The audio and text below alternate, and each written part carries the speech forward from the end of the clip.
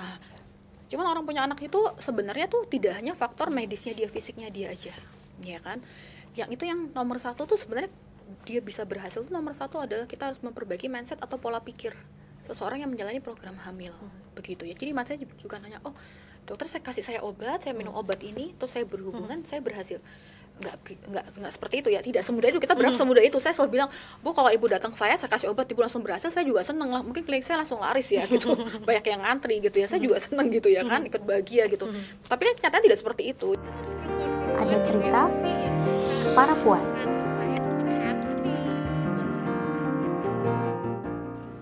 Dengan begitu banyak kisah pasien dengan latar belakang kesulitan, tantangan dan lain sebagainya untuk menjadi pejuang 2 garis biru gitu ya.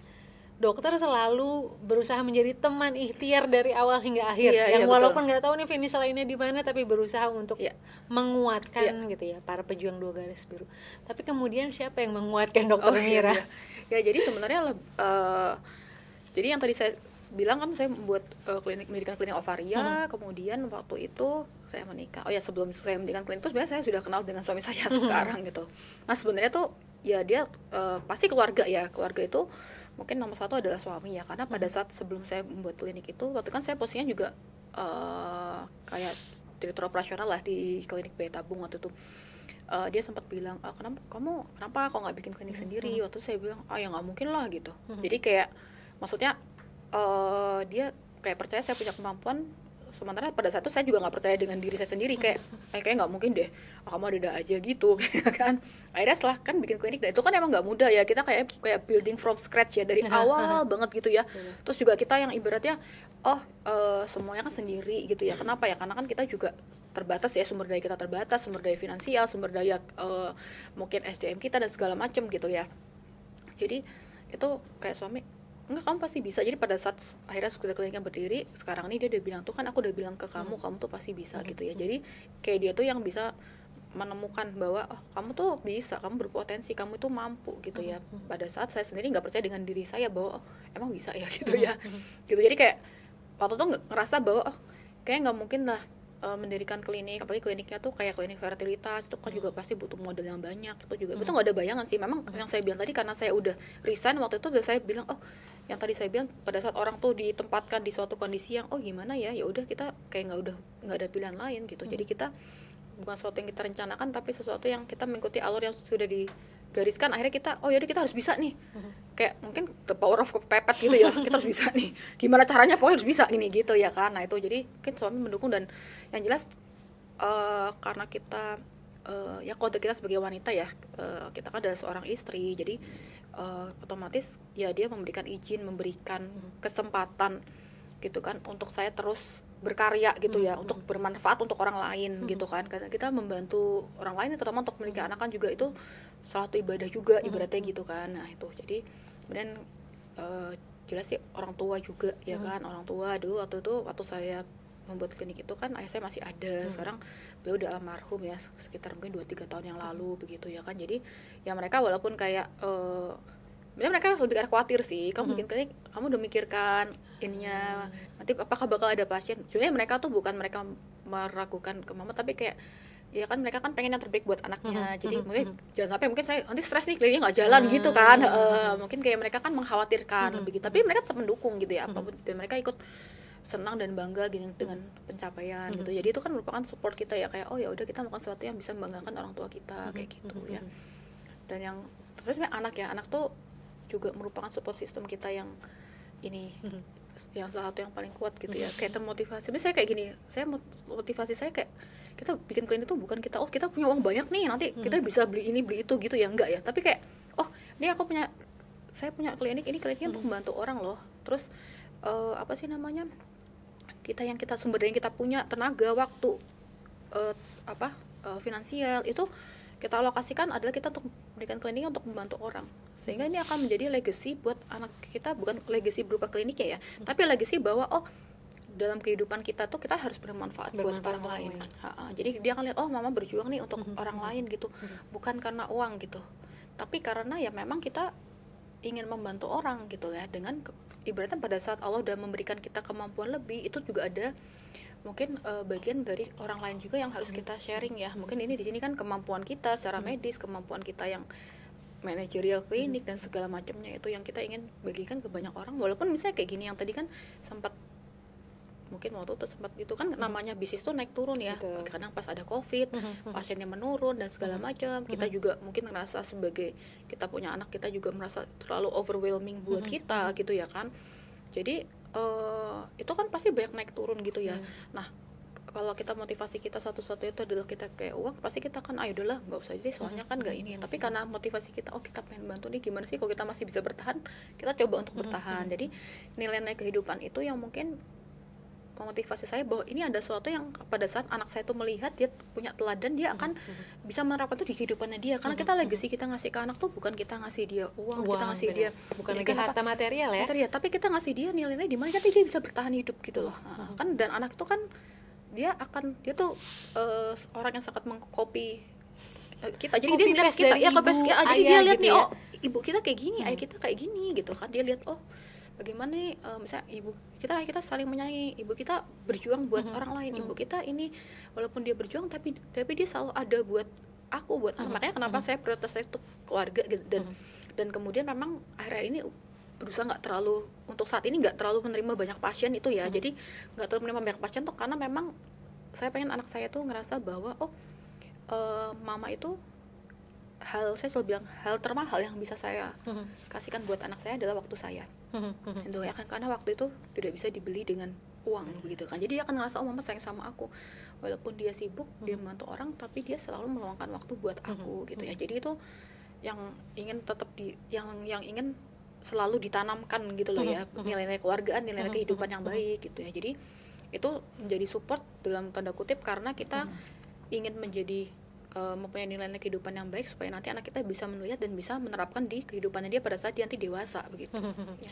Tadi dokter bilang bahwa dari sempat tutup dulu klinik Ovaria gitu ya, kemudian akhirnya dibuka kembali gitu ya. Setelah akhirnya si Ovaria kliniknya dibuka kembali, gimana akhirnya mengatur skala prioritas terutama sekarang sudah punya 2 anak gitu.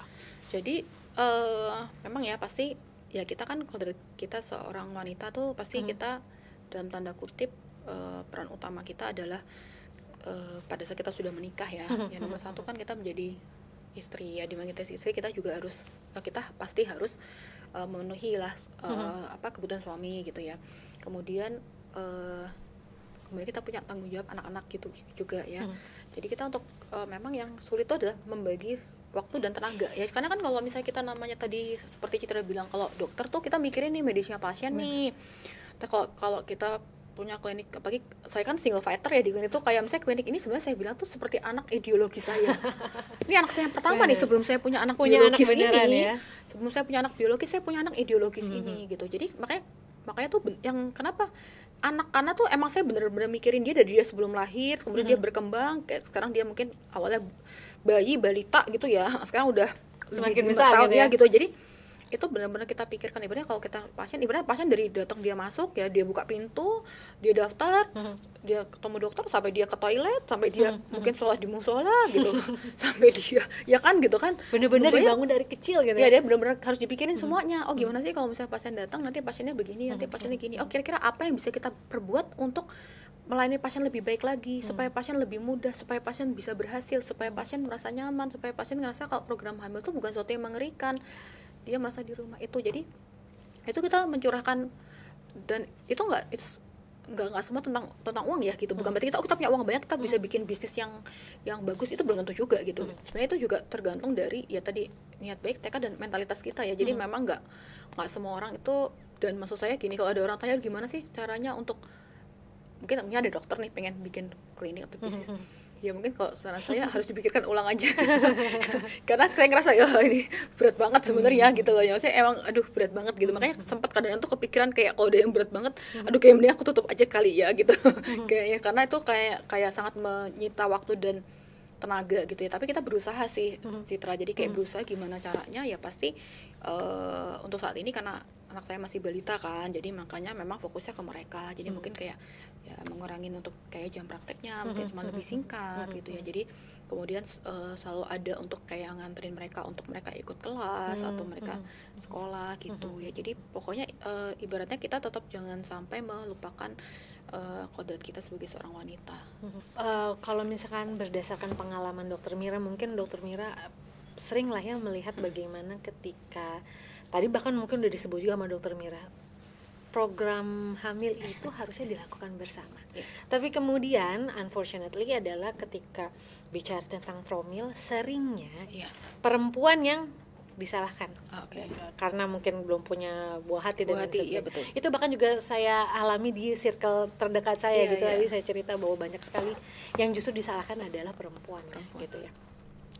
Gimana sih kalau berdasarkan pengalamanmu pertama kali jadi spesialis OB-GYN, kemudian membuka klinik ovaria, melihat dan mengatasi fenomena sudut pandang yang bahwa kalau ketika kamu belum punya anak ini salahnya perempuan gitu. Gimana sih Dok kalau melihat ini? Jadi kan sebenarnya itu adalah karena kan Tuhan sudah memberi wanita kodrat seperti itu untuk hamil, melahirkan dan menyusuikan, itu kan kayak kodrat. Itu sesuatu yang memang Tuhan tidak berikan pada laki-laki. Nah, begitu. Nah, jadi memang kita sebagai wanita itu dalam tanda kutip itu adalah realita pahit yang harus kita terima. Gitu. Jadi misalnya kita nggak bisa gitu, kita kayak misalnya menentang, kenapa sih harus wanita disalahkan? Ya, maksudnya gini, karena kodrat wanita kan kayak hamil nih, yang kelihatan tuh kan wanitanya yang hamil ya, begitu ya. Nah, orang kan nggak paham bahwa proses kehamilan itu terjadi pada saat sperma dari laki-laki membuahi sel telurnya wanita, kemudian menempel di rahim wanita, terjadilah kehamilan, begitu kan. Jadi kan sebenarnya membutuhkan dua belah pihak, begitu. Nah kan orang melihatnya adalah lebih bukan pada proses pembuahannya sehingga dia bisa hamil, tapi pada saat hamil itu adalah memang si wanita yang hamil. Jadi makanya jadi itu adalah dalam kutip kodrat yang memang kita harus terima gitu. Nah, jadi tapi saya tidak setuju kalau misalnya orang menyalahkan, oh kamu belum hamil berarti gara-gara kamu, berarti kamu yang salah nih, perempuan yang salah. Enggak ya. Jadi tetap kan namanya terjadinya penyebab kenapa seseorang itu belum hamil itu ya memang bisa dari pria, bisa dari wanita, bisa juga dari kedua-duanya. Nah begitu ya. Jadi sebenarnya kita sebagai wanita tuh yang terpenting adalah bukan kita dalam tanda kutip kok aku sih yang disalahin, kok aku yang gitu. Sebenarnya enggak sih, kita kayak oh apa sih yang bisa kita lakukan supaya kita itu bisa nyampe ke kodrat kita untuk hamil itu, ya kan, misalnya kayak gitu. Jadi misalnya kita juga berusaha untuk memberi pengertian kepada suami yang nomor satu, ya kan, orang terdekat kita, ayo kita periksa, kita kita coba deh cek aja dulu. Kita nggak harus program. Jadi saya selalu untuk edukasi ke terutama yang baru nikah ya, sebulan atau ibu, yang penting periksa dulu. Setelah itu nggak harus lanjut program. Jadi saya sih selalu membebaskan semua pasien saya, yang penting periksa dulu, nanti kira-kira masalahnya apa, kalau mau lanjut boleh, kalau misalnya enggak dulu juga nggak apa-apa, begitu ya. Jadi kalau dalam program juga saya arahkan ini kalau secara medis harusnya begini nih, ada opsi A, opsi B, opsi C, misalnya begitu. Tapi misalnya milih A boleh, milih B boleh, nggak milih sama sekali boleh, nggak boleh gitu. Jadi nggak harus gitu. Jadi kita jangan kita berpikir bahwa oh jadi kayak sesuatu yang itu wajib, berarti ya wajib begini gitu kan. Misalnya mungkin dia belum siap, bisa aja kan, belum siap mental, belum siap finansial, bisa aja gitu. Jadi kalau secara medis ada seperti ini arahannya gitu ya. Tapi ibu juga nggak harus mengambil opsi seperti itu kalau memang ternyata memang tidak siap atau tidak mampu, kita seperti itu ya. Jadi paling tidak dia ngerasa bahwa jangan sampai dia ngerasa oh aku harus gini tapi aku nggak mampu, jadi aku sedih banget deh gitu. Nah gitu ya. Jadi nah kemudian saya juga selalu berusaha untuk, ya itu kan mungkin ada yang kayak women support women ya, karena kayak sebagai wanita tuh saya memiliki kayak mungkin gini, karena saya sebagai dokter OB-GYN yang wanita dan kemudian berkecimpung di dunia yang program hamil ini tuh saya jadi kayak ngerasain aduh gimana ya, karena kan saya kebetulan nikah tuh di umurnya 36 waktu itu. Orang pasti oh nikah umur 30 ke atas tuh, 35 ke atas tuh pasti ntar susah punya anak, terus kayak ntar kalau misalnya risiko tinggi nih gitu kan, banyak cacat nih kayak gitu kan. Nah jadi saya bisa merasain sih gimana sih seorang wanita tuh berjuang loh. Maksudnya ibarat kita belum nikah juga mungkin dijulitin, kok kamu gak nikah udah nikah kok kamu gak punya anak gitu ya. Jadi kayak banyak hal yang kayaknya kehidupan seorang wanita tuh dinilai berdasarkan faktor-faktor yang dia tidak bisa kendalikan. Nah gitu kan, dia gak bisa ngendalin yang nikah kapan kan jodohnya dari Tuhan. Terus dia punya anak apa enggak, hamil apa enggak itu kan juga dari Tuhan. Bukan dari, mereka kadang kasihan loh, mereka mikir dok ini karena apa karena saya nggak gini nggak gitu, apa karena saya makan ini makan itu. Saya bilang bu itu bukan karena sesuatu yang ibu lakukan atau ibu tidak lakukan gitu ya, emang seperti itu, tapi kita ada cara nih untuk kita bisa memanage itu. Jadi bukan kenapa kok Tuhan ngasih saya seperti ini. Ada pasien saya bilang itu, dok saya sedih bukan karena saya program saya gagal. Tadi gitu dia nangis tuh, saya sedih kenapa kok saya memiliki penyakit seperti ini, kelainan seperti ini gitu, sampai dia kepikiran seperti itu. Terus kadang ada juga gini, dok saya heran ya dok, itu orang-orang yang maaf ya dok, orang-orang yang nggak punya uang, yang miskin itu mereka punya anak banyak kok gampang dok, kok kita yang gini kok kayak kita susah punya anak gitu. Itu tuh pasti tuh pemikiran kayak gitu tuh kayak normal gitu ya, maksudnya normal tuh kayak pasti kepikiran kayak gitu ya. Orang yang nggak pengen tuh kok gampang, kok kita yang pengen kok susah kita udah mempersiapkan gitu ya. Loh kita udah berusaha loh gitu. Nah gitu, jadi yang saya bilang itu hal seperti itu tuh ibaratnya, makanya saya kayak berusaha menguatkan ini bahwa oh ya udah Bu, ini memang kita tuh yang diharapkan oleh masyarakat untuk hamil, udah pasti kan, nggak mungkin laki-laki diharapkan untuk hamil gitu kan, walaupun penyebab kita belum hamil mungkin bukan dari kita. Nah, tapi kita tuh yang diharapkan untuk hamil, karena orang tuh nggak mungkin nanya gini, kan pasti nanya gini, kok kamu belum hamil gitu kan, nggak mungkin nanya gini ke laki-laki nih, misalnya ada temen nanya, kamu gimana, kok kamu belum hamil istri kamu, nggak mungkin gitu kan, pasti kan nanya ke perempuan gitu. Makanya saya berusaha kayak memotivasi kayak, Bu kalau memang ibu masih ada misalnya kemampuan, masih yang penting ibu mau untuk berusaha dulu begitu. Kenapa? Karena memang pada saat orang itu belum hamil itu bebannya ada di wanita itu, walaupun penyebabnya bukan itu. Dan kita nggak mungkin ya 100% wanita itu, walaupun masalah di pria, dia tidak akan mungkin membuka. Karena emang kita sebagai wanita kan emang kita ibaratnya kayak harus menutupi lah apa yang nggak baik ya dari ini kita. Itu udah pasti begitu ya kan. Jadi emang beban kita banyak kok, udah kita belum hamil, penyebabnya bukan dari kita. Terus kita juga nggak bisa ngomong ya kan. Walaupun kita dicap yang bermasalah, kita juga nggak mungkin kita bilang suami aku yang bermasalah, nggak mungkin gitu. Maksud saya gitu. Maksudnya nggak mungkin kita ngomong ke orang-orang gitu kan, tetap jadi rahasia kita gitu. Jadi itu bebannya tuh berat banget gitu ya, untuk melewati itu semua tuh memang nggak mudah begitu ya.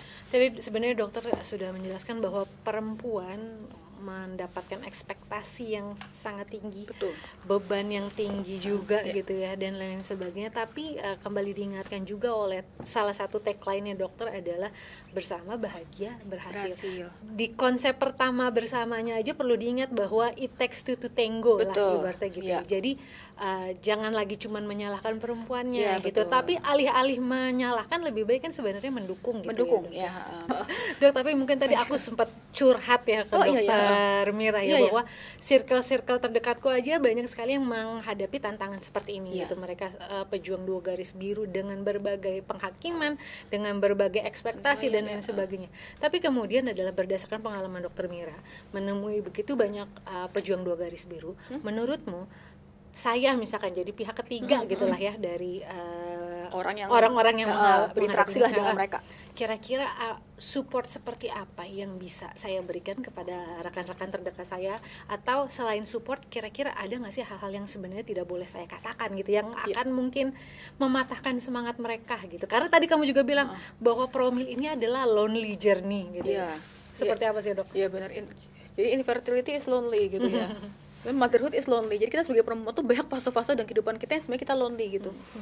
Dan itu emang tidak mudah. Jadi kalau misalnya kita punya teman, kenalan, saudara gitu mungkin ya, yang dia juga merupakan menghadapi kasus infertilitas, pejuang garis 2, pejuang buah hati, itu ya pasti kita yang pertama kali kita harus acknowledge kayak perasaannya ya, bahwa nggak mudah loh menjadi dia. Jadi maksudnya itu pasti sulit, kayak nggak ada seorang wanita pun yang ingin dalam posisi itu gitu. Itu udah pasti gitu.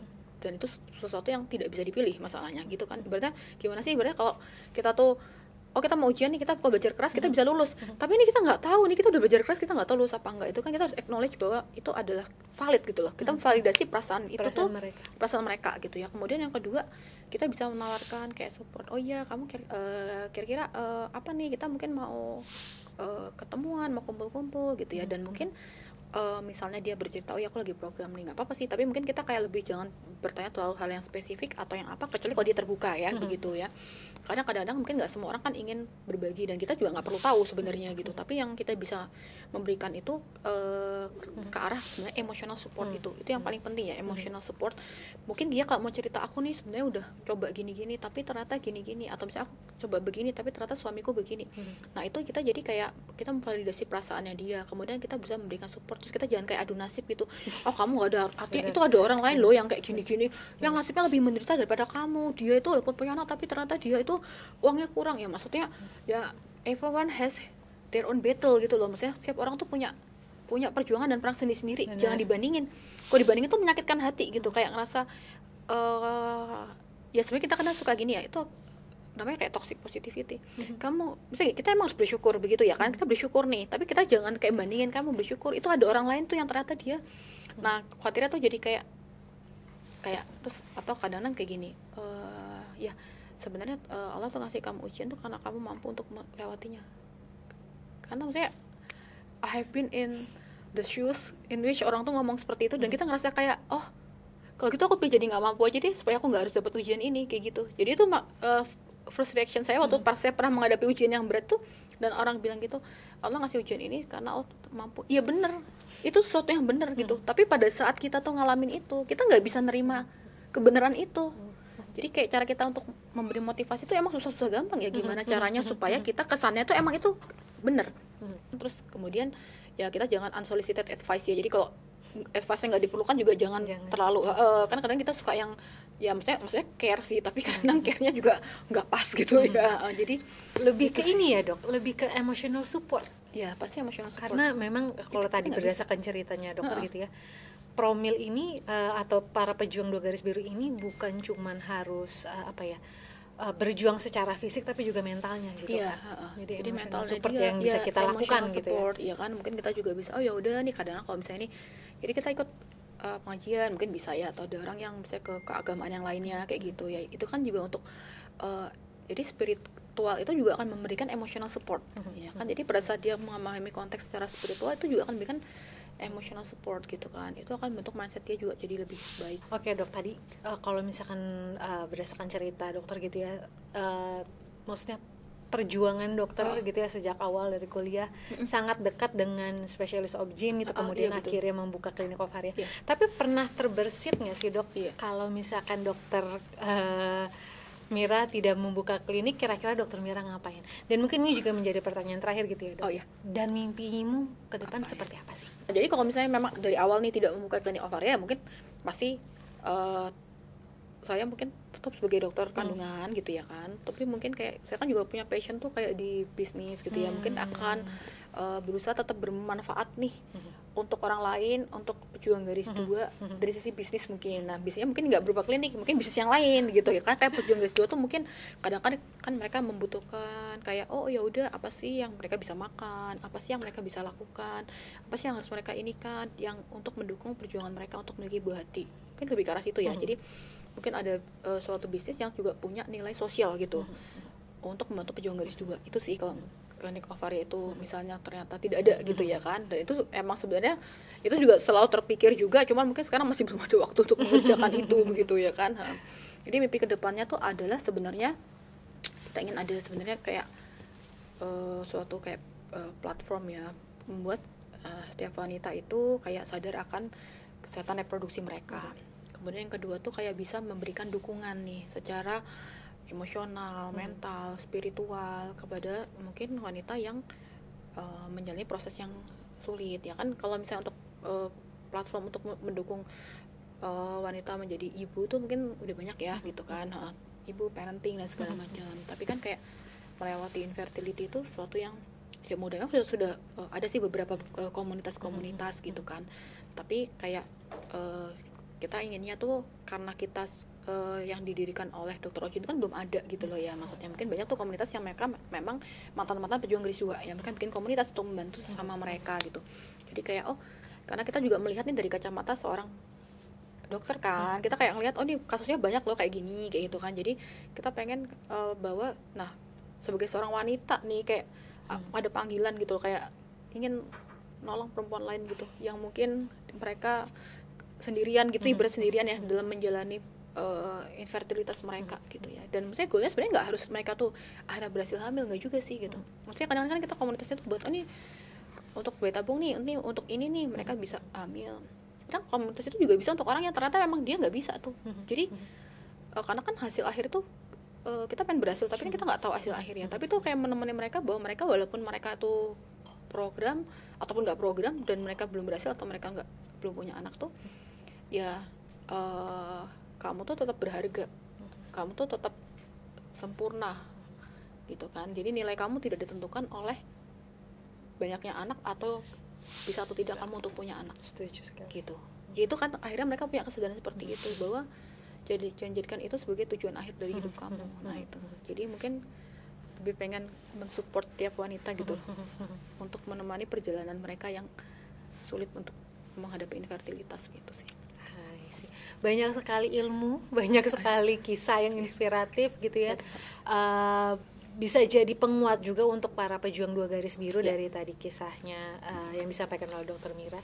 Terima kasih banyak Dr. Mira atas waktunya menceritakan pengalamannya kepada kawan Puan. Semoga kawan Puan juga bisa memberikan bisa mendapatkan penguatan lah ya, gitu ya, sesama perempuan sebagai kita. sama perempuan ya. Terima kasih banyak Dr. Mira atas waktunya. Terima kasih juga atas kepercayaannya sudah mengundang ke studio ini. Ada 3 kesimpulan yang bisa kita ambil ilmunya dari perbincangan dengan Dr. Mira hari ini. Yang pertama adalah bagaimana sebenarnya sebuah kehamilan ini adalah sebuah proses yang mengubah perempuan selamanya. Bukan hanya dari fisiknya yang berubah, tapi juga secara emosi dan secara mental juga ikut berubah. Kemudian tadi sempat disampaikan oleh Dr. Mira, motherhood is a lonely journey. Karena kita tidak tahu di mana garis akhirnya. Dan kalau bisa kita ambil ilmu dari sini adalah bagaimana kita sesama perempuan seharusnya bisa memberikan dukungan fisik dan juga emosional ke sesama perempuan. Dan yang terakhir, yang tidak kalah pentingnya adalah bagaimana nilai perempuan tidak ditentukan oleh banyaknya anak. Maka tetap ingat bahwa kita berharga. Ya, terima kasih kawan Puan sudah menyaksikan episode cerita para puan hari ini bersama Dr. Mira. Jangan lupa like, comment, and subscribe episode hari ini. Dan nantikan juga episode berikutnya dengan narasumber yang tidak kalah inspiratif. Sampai jumpa.